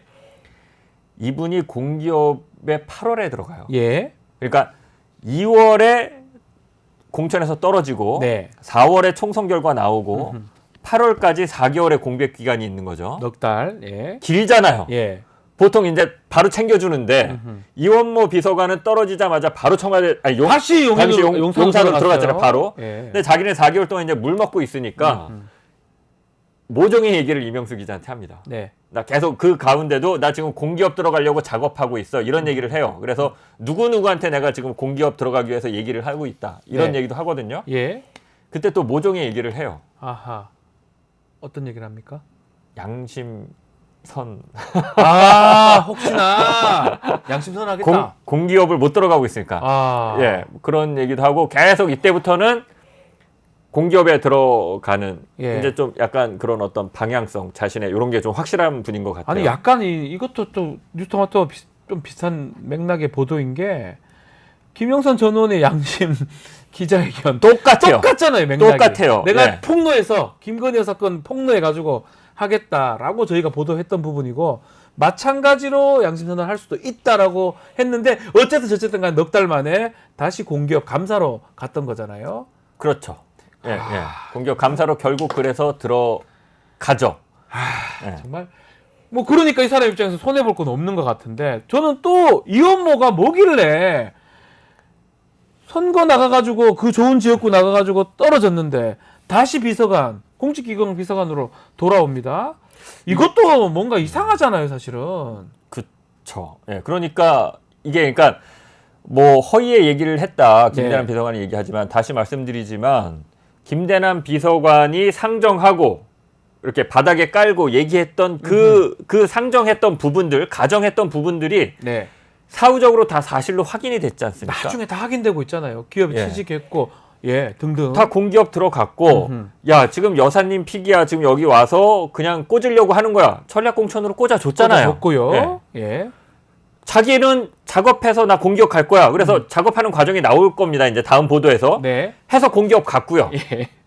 이건 뭐 다시 뭐 여사님이 챙겨줬는지 해갖고 모르겠지만, 다시 용산 들어갔고요. 비서관으로 예. 공직기강 비서관. 예. 요직이죠. 네. 이전에는 요직입니다. 인사비서관이었고 공직기관 비서관. 두 개 다 요직이에요, 사실. 둘 다 굉장한 요직입니다. 예. 예. 그거 보면 실제로 사실 이해하기 어렵습니다. 그러면 이런 거 뒤편에 뭐 일단은 김대남 씨 얘기긴 하지만 모든 게 윤석열 대통령이 아닌 김건희 여사가 있을 수 있다라는 게 김대남 씨 녹음 파일에 담긴 내용 아닙니까? 예. 그 하나만 더 여기서 네. 이제 뭐 오늘 사실 이제 이후에 보도할 얘기 이미 많이 했는데 가주셔도 좋습니다. 많이 했는데 네. 그 공천과 관련해서 공천을 줄 수 있는 권력자로 계속 김건희 여사를 얘기하잖아요. 네. 이분의 의식 세계를 들여다볼 수 있는 게 사실 윤석열 대통령 얘기도 많이 해요. 윤석열 하긴 대통령 합니까? 많이 해요. 아하. 많이 하는데 예. 윤석열 대통령 얘기할 때 항상 그 하는 얘기가 있습니다. 이 사람이 뭐죠? 실패, 무능, 불통. 그런 얘기를 한다고요? 예, 예. 그 안에 있는 비서관 그러니까는 같은 사람이 권력자로 얘기를 안 해요. 아. 그러니까 되게 윤석열 대통령을 얘기할 때는 항상 아 답답하다. 아하. 일 안 된다. 저러니 되겠나. 저러니 지지율 떨어지지. 그거 있던 사람인데 그러니까 이명수 기자가도 이런저런 얘기를 물어볼 거 아닙니까? 예, 예. 그러니까 대단하다. 이런 얘기를 해요. 자기 이제 강승규 수석에 대한 얘기도 하고 네. 지민사회 자기 수석실에 위에 있었으니까 예, 있었으니까. 강승규 수석 뭐 이런 예. 얘기도 하고 대통령에 대한 얘기도 하고 당연히 이명수 기자는 가장 궁금한 게 김건희 여사니까 김건희 여사에 대해서도 네. 얘기를 하는데 김건희 여사는 이분은 권력자. 잘못 보이면 끝장나는 사람. 이철규 나라가. 네. 나 여기서 잘못 보이면 나 그냥 끽소리도 못하고 뭐 이런 얘기 하니까. 그렇기 때문에 내가 공격으로 갈 예. 수도 있고 어떻게 네. 해서든 이 여사님한테 잘 잘 보여야 보여서 돼. 보험 하나 들어놓고 공격 가야 돼. 예, 윤석열 대통령은 그러니까 뭐 예를 들어서 실패 기자회견을 문득 하고 아이고. 기자회견을 하고 뭐 담화를 하고 하잖아요. 네. 그럼 이명수 기자가 11개월이니까 그 사이에 윤석열 대통령이 뭐 발표하고 뭐 이런 것들이 있을 거 아닙니까? 물어보겠죠. 뭐 전화해서. 그거는 뭐 오늘 기자회견 어떻게 답답하다. 답답하다 이런 얘기. 자꾸 뭐 오늘 좀 보도될 내용이 사실 그런 내용이 다음 주 월요일 날 이제 보도할 이번에 내용입니다. 후속 보도가 네, 월요일 날. 네, 네. 이것도 기대가 되는데요. 김건희 여사 관련된 녹음 파일도 있습니까? 대부분 김건희 여사 관련된 내용이죠. 김건희 여사 관련된 거는 사실 이제 네. 월요일 날 이번 월요일 날 했고요. 앞으로 네. 나올 얘기 중에서는 그렇게 많지는 않아요. 많지는 않고 예. 오히려 윤석열 대통령의 예, 예. 답답하다 이런 내용이 나올 수도 있다. 저희가 살짝 말씀을 드렸습니다. 자, 이 하나만 좀 짚어보는 게 짚어봐야 되는 게 사실은 지난 박근혜 전 대통령의 탄핵 중에 가장 큰 이유가 국정농단이고 그게 최서원 씨죠. 네. 최서원, 최순실을 그 사람이 추천한 인사를 공직에 앉혔다. 이것도 탄핵 사유 하나입니다. 만약에 지금 김건희 여사가 이렇게 공직에 추천하고 본인이 꼽아주고 이런 것들이 맞다고 하면 이건 탄핵 사유라고 봐야 되는 거 아닙니까? 뭐 명백한 탄핵 사유고 국정농단이고 말이 안 되는 거 공천 아닌가요? 개입이고 당무 개입이고 다 걸리는 거죠 이거는. 예. 그리고 하나만 더. 왜 대통령실에서 대통령실 힘들죠. 뭐 보도할 때마다 바로바로 압수수색이나 이렇게 대응이 나왔는데 이번에는 별다른 말씀이 없어요. 저희 뉴스토마토 보도에 대해도 별 말이 없고요. 예, 별 말이 없습니다. 장혜수 기자님 하신 보도도 제가- 크게 제가 반응이 없는 것 같습니다. 그러니까 뭐 이거는 이제 여사의 공천 개입 의혹이니까 대통령실의 공식 입장을 묻진 않았고요. 네. 각각 입장을 물어보는 게 이제 김대남 본인, 그렇죠. 본인 녹음이니까. 그다음에 이제 김건희 여사한테도 입장을 물어봤고요. 이철규 공관위원, 그러니까 예. 이철규 의원한테도 의원한테. 물어봤고 예. 이원모 그 비서관한테도 각각의 입장을 물어봤는데 굴 때리는 게 김건희 여사는 카톡을 보냈어요. 그때 이제 체코에 있을 때 제가 질문지를 보냈거든요. 체코에 지금 순방 갔을 때. 술방 갔을 때 이제 보도 직전에 체코에 있을 때니까 전화해봐야 뭐 어차피 안 받으시고 그리고 네. 카톡을 보내면 바로 봐요. 김건희 일십이 여사는. 일이 없어진다는 거죠. 그렇죠. 예. 근데 일본은 이제 본다. 읽어보고 일시비예요. 아, 일시. 그렇겠죠. 답하기도 예. 뭐하죠. 아니 근데 그게 다른 게 예. 이명수 기자가 몇 달 전에 한 두세 달 전에 예. 김건희 여사한테 카카오톡 메시지를 보냈어요. 그 어떻게 카톡 메시지 두 사람 관계 그럴 관계는 아닐 것 인터뷰하자. 또요? 인터뷰하자. 그때는 이제 디올백 문제 관련해서 디올백이 계속 지금까지도 시끄럽지 않습니까? 그러니까 예. 디올백을 그 터트린 폭로한 당사자잖아요. 그러니까 그렇죠. 디올백 관련해서 제가 워딩은 정확하게 기억 안 나는데 예. 디올백 관련해서 얘기하고 싶은 게 있고 입장이 있으면 나한테 해라. 허심탄회하게. 내가 뭐 이상한 짓 안 하고 있는 그대로 다 받아주겠다. 네. 그렇게 보냈더니 거기에 하트를 달아요. 잠깐만요. 잠깐만요. 이거 거짓말 하시면 안 됩니다. 하트를 단다고요? 예, 여사가. 고맙다고요? 하트 표시를 달아요. 이명수 기자가? 예, 예. 저 깜짝 이게 더 특종인데? 아니 그러니까 하트? 아까 이명수 기자의 매력을 물어보셨잖아요. 그러니까 저도 제가 신기합니다. 보내면 제가 진짜 7시간 녹취록 뭐 디올백 이거 그다음에 또 뭐 MBC에 있을 때는 그 처가의 어떤 예. 비리 이런 거에 대해서 엄청나게 김건희 여사에게 문자도 보내고 카톡도 예. 보내고 전화도 하고 했는데 100% 저는 다 일십이었는데 했는데 이명수 기자는 그렇게 했는데도 하트 표시를. 잠깐만, 이명수 기자님은 어떤 분이시길래 그렇게 어쩌면 우리가 알기로는 그렇게 고통을 줬던 사람이잖아요. 김건희 여사한테는. 골 때리는 게 이철규 의원도 제가 질문을 했을 거 아닙니까? 전화를 했는데 일단 안 받고요. 카톡이랑 문자로 질문지를 보냈는데 저한테 답을 안 하고 사실이 아닙니다. 그리고 뭐 그 허위의 보도를 하면 뭐 민형사상 책임을 묻겠다. 보통 이렇게 답변하잖아요. 일반적으로. 그 얘기를 저한테 안 하고 또 이명수 기자한테 전화를 해. 와. 이철규 의원이 이 업무 얘기하는 거야? 예. 그거 아니야. 아니야. 사실 아니야. 이명수 기자는 어떤 사람입니까? 저도 대단하신 것 같아요. 그만큼 전 국민이 알 것 같으면 저라면 이명수 전화마도 끊어버릴 것 같은데 왜냐하면 아니 근데 거기를 또 전화를 해요. 그래갖고 이명수 기자가 그것도 다 녹음했어요. 녹음이 다 녹음할 되고 거 있습니다. 기자들은 기본적으로 취재 녹음하죠. 관련한 거는 녹음하죠. 녹음합니다. 예. 신기합니다. 예, 신기해요. 예, 지금 우리 댓글에 수박페페님이 정말 진짜 마성의 명수 기자님 이렇게 이명수 기자님 칭찬 이게 칭찬입니까 모르겠습니다. 대단합니다. 어쨌든 월요일 날 또 녹음 파일 공개가 되니까요. 그것도 조금 기대하시고 많은 분들이 좀 관심을 가져주셨으면 감사하겠습니다. 네. 자 오늘 말씀은 여기까지 듣겠습니다. 저널리스트의 장인수 기자와 함께했습니다. 감사합니다. 예, 감사합니다.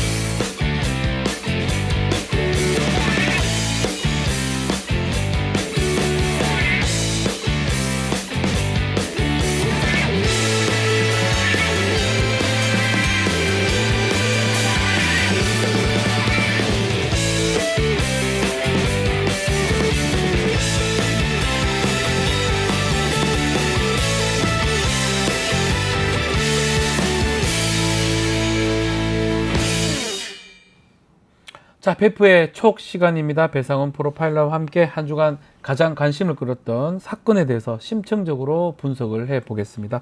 안녕하십니까, 베프님. 안녕하세요. 네, 배상훈 프로파일러님 함께 하고요. 자, 이 사건 정말 충격적인데 한밤중입니다. 이게 전남의 순천인데 도심에서 10대 소녀가 흉기에 찔려서 숨진 사건이 발생했는데 일단은 베프께서 이 사건 내용을 좀 정리를 해주면 좋을 것 같습니다. 예. 어제죠. 26일 예. 0시 40분이고요. 발생한 시각은요. 네. 순천시 조례동이라고 저도 거기서 거주했던 적이 예, 있습니다만은 순천. 상당히 번화가입니다. 아주 아주 밝은 데예요. 도심이에요. 한복판이에요. 예, 예. 거의. 그런데 이런 일이 벌어진다는 게 사실은 충격적이고요.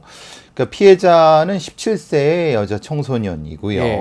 친구를 배웅하고 집으로 돌아가던 길에 변을 당했는데요. 아하. 가해자는 그 근처에 음식점을 하는 업주 같습니다. 업주. 예, 예. 30살 정도고요. 그 동영상에 나온 거를 보면은 일종의 트래킹을 한 것 같습니다. 쫓아간 것 같습니다. 상당 거리를. 예. 그런데 사실 둘은 일면식이 없다고 하고요. 근데 이제 이 사건의 핵심 부분이 뭐냐면은 뒤에서 바로 공격을 했어요. 뒤에서요? 예. 근데 이게 제가 지금 들은 정보로는 왼손잡이는 아닌데 왼손으로 공격을 했다는 거 보니까 뭔가 다른 의도가 있을 거라는 생각을 하고 무엇인가 이런 거죠. 우리가 보통 이런 흉기 같은 건 누구를 불러갖고 네. 야 욕을 하고 뭐 하고 공격한 게 아니라 바로 뒤에서 대화도 없이 그냥. 예, 바로 그냥 바로. 네. 그리고 난 쓰러진 피해자를 더 공격해 갖고 예. 마침 이제 배달하시는 분이 기사가 발견해 갖고 여러 가지 그때는 의식이 있었는데 예. 그래서 괜찮냐고 묻고 아는 사람이었든 모르는 사람이다. 근데 바로 옆에 있는 저 주차장으로 도망갔습니다. 그 다음에 이제 2시간 뒤에 네. 잡혔는데 그때는 만취해 있었어요. 아, 술에 취해 있었다. 근데 지금 술에 취는 모르겠어요. 예. 그러니까 말하자면은 이게 중요한 거는 본인은 기억이 나지 않는다고 해요. 그러면은 범행을 할 때는 술이 안 취해 있었다는 건지 이게 지금 그게 확인이 안 된다는 예, 거죠. 그 부분은 명확히 해야 될 것 같습니다. 지금 말씀처럼 흉기를 정말 뒤에서 휘두르고 그리고 지금 말씀처럼 1.5km 정도 떨어진 주택가에서 검거가 된 또 이유는 행인하고 다른 행인하고 말다툼하다가 신고받고 나온 경찰한테 잡혔다는 건데 그것도 좀 이상하고요. 이상하죠. 언제 술을 먹었는지도 궁금하고. 그렇죠. 또 전혀 모르는 그 비양이죠. 그 여자 청소년을. 네. 이것도 좀 이해하기 어렵습니다. 그래서 이제 경찰에서는 뭐 이른바 묻지마 범죄, 또 묻지마. 지금은 네. 이상 동기 범죄라고 하지만은 네. 이것이 아닌가? 왜냐하면은 그 배달 기사분이 물어봤는데 모르는 사람이다, 전혀 모른다. 모르는데. 그러니까 그러면은 혹시 이 범인이 어떤 불특정 다수를 대상으로, 아하. 근데 흉기도 역시 그 준비하고 간 건데 문제는 사실 흉기를 준비할 수 있는 방법이 없지 않습니까? 아니, 그러니까 흉기는 어떻게 구입을 하거나 준비를 했을까요? 근데 본인이 음식점 주인이기 때문에 아하. 거기서 가져갔을 가능성이 높지만은 그래도 이거는 확인을 해봐야 된다. 이런 부분이 있어갖고 흉기는 또 한참 다른 장소에 버렸어요. 네. 좀 안타까운 이해가 안 되고 그렇습니다. 안타깝고. 예. 우리가 신림역의 조선 사건이라든가 그러니까요. 서현역 사건도 전혀 일면식 없는 사람을 뒤에서 아무 관계 옮겨서 없는. 네. 근데 우리 그 윤석열 정부에서는 예. 형사 기동대를 배치를 하고 굉장히 많은 형사적인 어떤 경찰의 조직을 바꿔놨는데 아니 뜬금없이 순천에서 이런 일이 벌어지면은 이거 어떻게 하겠다는 거예요. 어떻게 하는 건지. 그러니까 지금까지 치안 대응이라고 하는 것이 사실 공연불이었느냐. 네. 이런 논란이 될 수 있는 거죠. 네. 참 뭐 지금 말씀대로라면 베프님 말씀대로라면 이른바 묻지마 네. 무동기 이상 동기 범죄라고 봐야 될 것 같고요. 자, 이 불특정 피해자 아무런 뭐 이유 없이 이렇게 살해하고 뭐 폭력을 행사하는 건데 앞으로 이제 경찰에서는 어떤 거를 그러면 봐야 됩니까? 이런 범죄를 뭐 막는다면 막아야 될 거 아니에요. 일단은 이 범인의 네. 동기를 일단 찾아야 될 것 같습니다. 네. 동기를 찾는 방법은 그 범인이 지금 이 사건 말고 이전에 네. 다른 뭐 방화든 아니면 성범죄든 뭔가 주거침입이든 다른 유사한 유형의 범죄를 있었는지 네. 전력이 있었는지 그리고 며칠 전이든 그 이전이든 이상한 조짐이 있었는지 예, 그런 걸 확인해 보면은 예. 본인이 혹시 주장할 수 있는 심신미약의 주장을 반박할 수 있는 거고 실제로 사회적 불만 때문에 불특정 다수를 공격했다라고 하면은 거기에 대한 대응도 필요한 거고 네. 뭐 야간 시간이든 뭐 CCTV든 이런 것들이 필요한 부분이 있는 것 같고 그러니까 일단은 이 범인의 동기를 일단 파악을 해야 될 것 같고요. 네. 범행 자체를 부정할 수가 없을 겁니다. 이미 다 찍혔기 때문에. 지금은 다 나와 있으니까요. 그렇죠. 동기, 그 다음에 여죄 여부 이걸 찾으면은 어느 정도 되고 근데 아까 말씀드린 그 걱정은 이 예방과 대응을 그러니까요. 이제 어떻게 할 것이냐. 앞으로 어떻게 해야 됩니까? 순천 같은 어떤 중에서 상당히 큰 도시에서 도심에서의 어떤 이런 범죄 방어에 대한 부분을 어떻게 할 것인가. 이 부분은 정부에서 면밀히 좀 조사를 해야 될 것 같습니다. 숙제가 아닌가 생각이 듭니다. 자, 다음 주제로 넘어가 보겠습니다. 이별을 통보한다는 이유로 여자친구를 흉기를 찔러서 살해를 하고 여자친구 어머니한테도 상해를 가했던 김래아입니다. 김래아. 신상이 다 공개됐습니다. 공개됐죠. 예. 어제 최근에 검찰이 무기징역을 구형을 했습니다. 어떤 사건이죠, 이 내용? 교제폭력살인의 거의 대표적인 유형이라고 볼 수 네. 있습니다. 이 피해 여성과 대학 중에 교제했다고 하는데요. 그 다음에 이제 사실 굉장히 심각한 스토킹이라든가 어떤 집착이 있었던 것 같습니다. 네. 그래서 이제 피해자분이 헤어지려고 했는데 가장 안타까운 거는 이걸 이제 어머니를 도와갖고 헤어지려고 한 것 같습니다. 어머니랑 같이 있는 자리에 김래아를 불러갖고 예. 절대 그런 방법은 제가 하지 말라고 어느 말을 하는데 왜냐하면 안 좋은 방법이라는 거죠. 범인의 굉장히 큰 공격성을 노출시키는 부분이거든요. 그래서 이 피해자분도 돌아가시고 어머니도 많이 다치셨는데 어쨌든 이건 김래아가 잘못한 부분이기 때문에 어쨌든 그 상황에서 현행범으로 체포됐고 근데 이제 그 피해자분 돌아가셨고 사건은 그렇게 됐는데 정말 지금 이 사건은 여러 가지 면에서 그러니까 검사도 판사님도 굉장히 김래아의 진술을 듣고 깜짝깜짝 놀랐다는 거예요. 네. 왜냐하면 전혀 반성하지도 않고 반성을 안 한다는 거예요. 마치 이게 남의 일처럼 하고 그리고 뜬금없이 강아지한테 미안하다 그러고 그러니까요. 이게 지금 사람을 죽여놓고 강아지한테 미안한다? 이게 무슨 말이냐? 예. 자기 모친한테는 별거 아니야. 나 10년만 살다 나오면 돼. 이게 뭡니까 이게? 이게 저도 뭐 재판은 자주 하니까 재판에 가고 형사 재판 같은 경우는 피고인들이 저는 한 번도 본 적이 없습니다. 그 많은 재판을 하면서도 이 엉뚱한 얘기를 하거나 그렇죠. 최소한 반성하는 척이라도 합니다. 거기서는. 그렇죠. 근데 이 사람 지금 강아지 얘기하면서 이게 재판부가 야 강아지? 그러니까 다시 질문도 했다는 그렇죠. 거잖아요. 이런 경우가 있을까요? 저 처음 보거든요. 그러니까 전혀 그 공감 능력이 없는 것 같다. 적어도 판사님 앞에서는 자기가 그거라도 좀 미안한 척이라도 일부러라도 그렇게 하는데 행동을 하는데 근데 이런 강아지 얘기를 왜 합니까 거기서? 이런 사람들은 그게 태생적으로 안 되는 것 같습니다. 그러니까 툭 튀어나온 거죠. 그러니까 판사님이 뭐라고요? 누구한테 미안하다고? 강아지?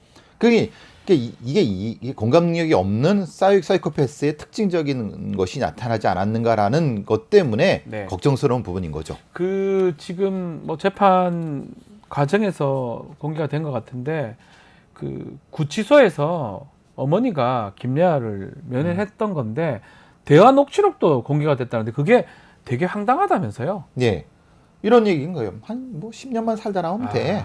나와서 행복하게 우리 살자. 행복하게 살자. 네, 사랑해 엄마 이런 식으로 했다는 거예요. 정말?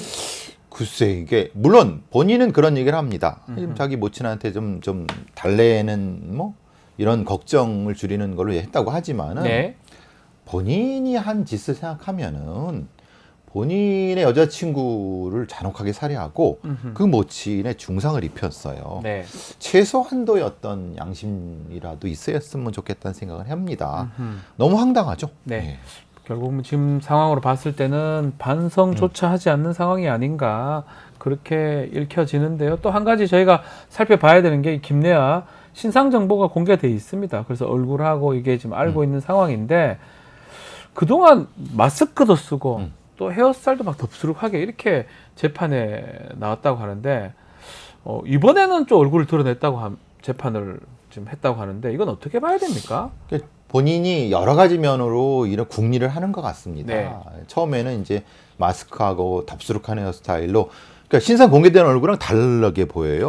그러니까 그렇게 하려고 했는데 결국은 뭐 다 실패한 거고 그러니까 이제 마지막에는 그냥 자기 얼굴을 노출을 했는데 그러니까 이제 보통 그렇지 않습니까? 이제 이런 재판이 진행되고 그러면은 그냥 어떻게 보면 되게 자연 모습으로 또 나타나는 게 맞는데 굉장히 자기 모습에 대해서 신경을 많이 쓰는 것 같아요. 본인에 대해 본인 스스로가. 그러니까 본인은 굉장히 소중하게 느끼는 것 같아요.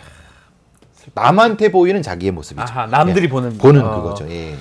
자, 이 김래아 검찰은 무기징역을 구형했고요. 최후 변론에서 심신미약 얘기를 하기도 한 것 같습니다. 근데 그것 때문에 뭐냐면 약을 먹고 소주와 두통약을 먹으면서 뭔가 자기가 비틀거리는 형태의 그러니까 범행 당시에 이 짓을 한 거예요. 그러니까 딱 보면 현행범 체포할 때 그런 것을 보이려고 한 건지 근데 이제 법무부병원에서는 정신감정 결과는 그렇지 않다라고 하거든요. 아니게 나오고. 그러니까 김래아 같은 형태의 교집폭력 살인범들이 굉장히 영악한 자들이 많습니다. 왜냐하면 이게 10년 얘기한 것도 사실은 이게 다시 신급이 올라가면서 여러 가지 면에서 걱정스러운 거는 분명히 감형될 소지가 있습니다. 이 경우도. 근데 이제 그렇기 때문에 그런 부분들을 의도하지 않았을까라는 걱정이 드는 거죠. 검찰에서 무기징역을 당연히 구형했겠지만은 이게 무기징역이 나오기가 좀 뭐 좀 애매합니다. 또 애매하다 이 말씀이에요. 예. 애매하다. 예. 예. 또 사형이 사실은 안 나옵니다. 최근에 그렇죠. 거의 잘 최근엔 거의 안 나옵니다. 안 나오죠. 2명 이상을 살해해야 되는데 그렇죠. 지금 이 경우 그렇지 않고 그러니까 교제폭력 살인에 대한 법적인 어떤 규정이라든가 아니면 이런 부분에 대해서 우리가 뭐 법무부에서 마찬가지, 사법부에서 마찬가지지만은 좀 더 면밀한 규정과 수사가 좀 진행이 됐으면 어떤 생각 듭니다. 배프님 이제 마무리하기 전에 예. 질문 좀 드리고 싶어요. 예. 교제폭력, 예. 연인 간의 폭력 이런 거 미리 좀 알 수 있는 방법 없을까요? 기본적으로 이제 예. 그 제가 얘기를 하는 게 사귀는 사이에서 갑자기 그 화가 나서 벽을 두드린다든가 막 치고 이런 밀친다든가 밀친다든지 감정을 주체 못해 갖고 울거락 부르거락 한다. 아. 요거는 조짐이 1단계고요. 그게 1단계다. 2단계는 뭐 뭔가를 막 던지거나 막 이런 경우 2단계. 2단계. 세 번째가 벽 치는 경우. 예. 2단계쯤 정도 됐을 때 바로 헤어져야 됩니다. 결심을 해야 된다. 예. 그리고 다시 그때 헤어지면 이렇게까지 가지 않을 거 아니에요. 근데 다시 아까 말씀드린 거 뭐냐면 헤어질 때도 정확하게 해야 됩니다. 그러니까 누구의 힘을 빌린다. 어머니, 아버지, 오빠 이러면은 이 범인들이 너무 작게 봅니다. 그래 나를 맞닥뜨릴 뭐 그게 없는 거지라고 쉽게 봅니다. 예. 당당하게 눈앞을 보면서 헤어지는데 헤어지되 이 범인이 물리적 폭력을 쓰는 걸 제어할 수 있는 상황. 네. 그러니까 저는 가장 그 좋은 방법으로 파출소 앞에 아니면 경찰서 민원실 아니면은 변호사님을 앞으로 두고 해도 괜찮고 물리적으로 변호사 사무실 근처, 그렇게 법원 근처 그렇게 하면서 나는 네가 뭐라고 해도 나는 끝까지 갈 거야라고 하는 굳은 의지를 보여줄 수 있게 해야 돼. 그러면 함부로 못 합니다. 그런데 가족을 대동하고 그러면은 역효과가 납니다. 이건 명확히 아셔야 됩니다. 예. 자, 너무나 그런 일이 많다 보니까 그러니까요. 제가 베프님한테 마지막에 그 질문도 드려봤습니다. 자, 베프의 추억 여기서 마무리하겠습니다. 배상원 프로파일러와 함께했습니다. 감사합니다. 감사합니다. 자, 방송 이제 마쳐야 되는데 마치기 전에 이벤트 하나 좀 공지해드리겠습니다. 50만 달성 기념으로 공개 방송 진행을 합니다. 저와 함께 정치 이야기, 세상 사는 이야기 나누고 싶은 분들 많은 신청 부탁드리겠습니다.